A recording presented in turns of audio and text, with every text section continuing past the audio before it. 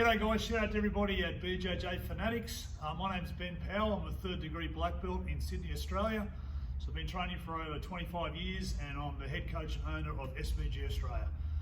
So what I'm trying to do with this video is obviously it's a bit of a sales pitch. I'm trying to see if the information that I've got here can convince you guys that we should work together and make some instructionals. I'm a big fan of what you guys have done and hopefully are planning to do over the next few years. Done amazing things for jiu-jitsu around the world, and obviously there's a huge amount of information you've already got available, so we're trying to bring something new to the table here today and have a look at a couple of things that we've been working down here for a few years now and see if there's something that's a bit different to some of the material you already have available that might be something you think is worthwhile following up with. So today I'm just going to show you in this initial video something we've been working on, which we call essentially the double De La Riva or the emu guard. Called the emu guard, you'll figure it out pretty quickly soon. Emus are a big bird in Australia and they can't walk backwards. So you can't take a backward step essentially with the emu guard. So that's why we used it. We use it for MMA, we use it for jiu-jitsu, obviously in the gi and out of the gi. It's quite effective in all the realms, which is why we're sort of paying a bit more attention to it as well.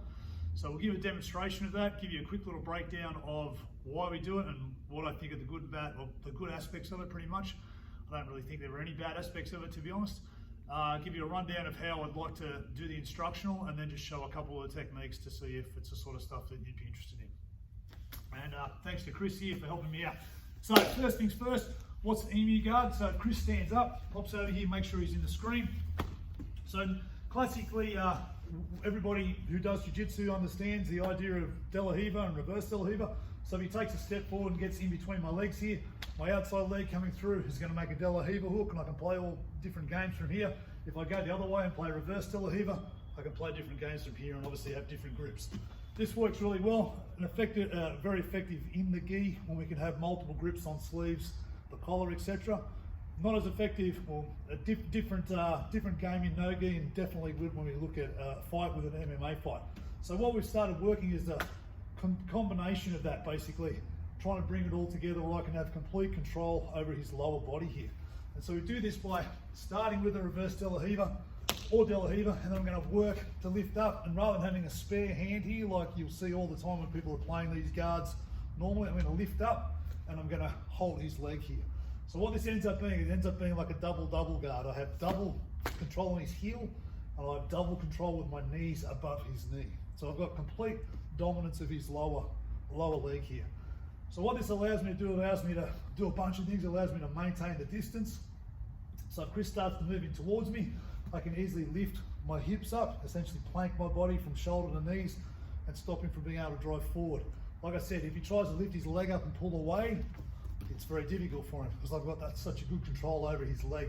This works really great for a fight context. If he goes and try and punch me from here, I can limit his ability to get anywhere near my head.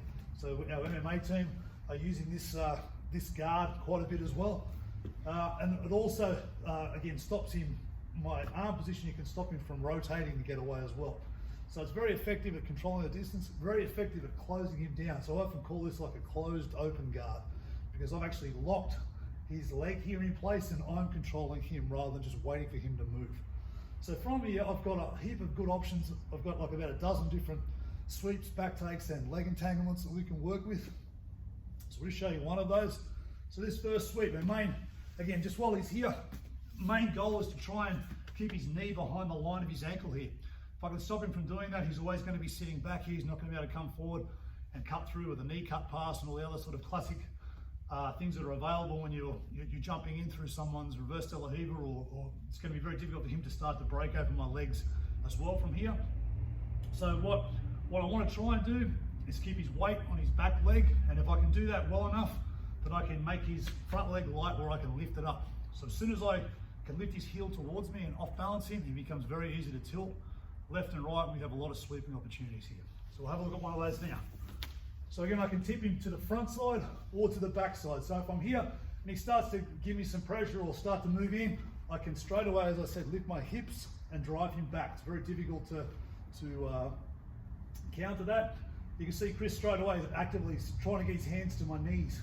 It's a common reaction that everybody will do. As he does that though, he then gives me the ability to then lift his heel towards me and across, I take my hips and his heel to the right as I tip my knees to the left. And now I can very powerfully knock him down to the ground. So from here, I keep his foot up off the ground. Okay, so I keep it locked on the top of my hip here. Posting up over here. If Chris tries to move and get his leg away, if he tries to scoot away, I can obviously follow him. Just come this way, big man. If from here he starts to try and get up on top of me, again, if I get up in this position, often I'll lose everything. But as he goes to try and get up, I'm going to scoot back and take the leg with me, taking his base out from underneath him. And now from here, I can often just heist up to my knees and then come up into a top passing position. So let's look at that from a different angle. So again, come this way, big mate, so you can see your head. Again, from here, I can start this position. We've got a host of different ways we can enter into this position, which we'll go through in detail as well in the video. Lifting up, but this is the position we want to look at. And again, from here, this is another great aspect of this is the ability to transition to all different other guards as well.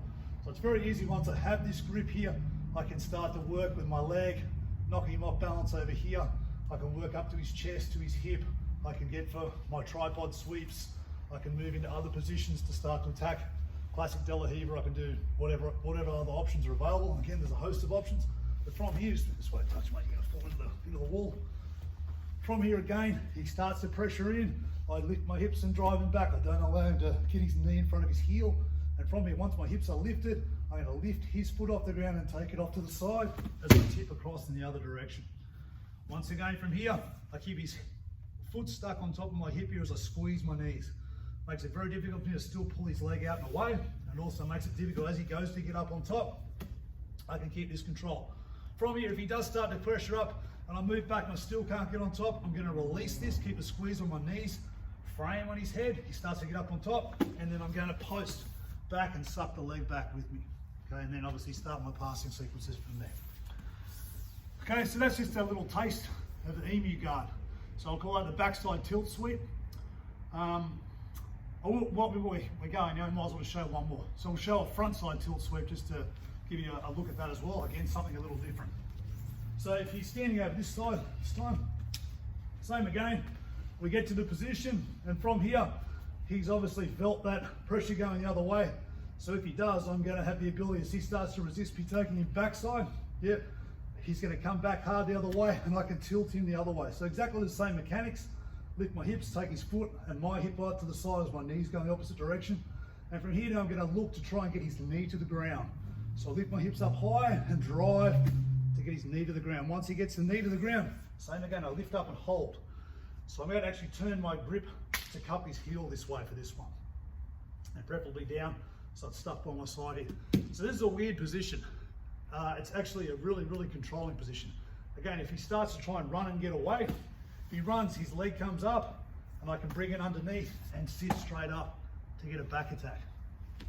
If he starts to try and push back into me, I can drive my knee and push up with my hip to keep his pressure going this way. And again, look to take my leg out and start to come up and attack the back. So his best option is really, if he tries to turn and face me, it's very, very hard with his knee here. Again, the only way he can really turn and face me is to turn and then drop to his hip. Like you just did, mate, do that again. As he does, he gives me the top position. Or he comes back. The other option he has is he can shoulder roll over his right shoulder. Again, giving me the top position as well. So in terms of reversing and sweeping, we have multiple options. So backside options, front side options.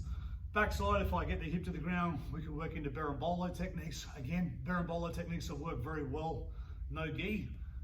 Often the berimbolo is let down by the fact you don't have the belt to grip onto, but with this particular technique, it's very effective getting the hip to the ground, and then it's a fairly simple process to roll on through from there.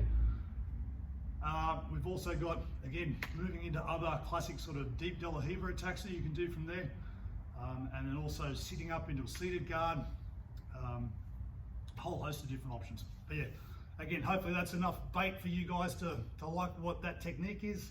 Again, the double De La Riva emu guard, and if you do, we can give you everything. All right, cool. That's good. So that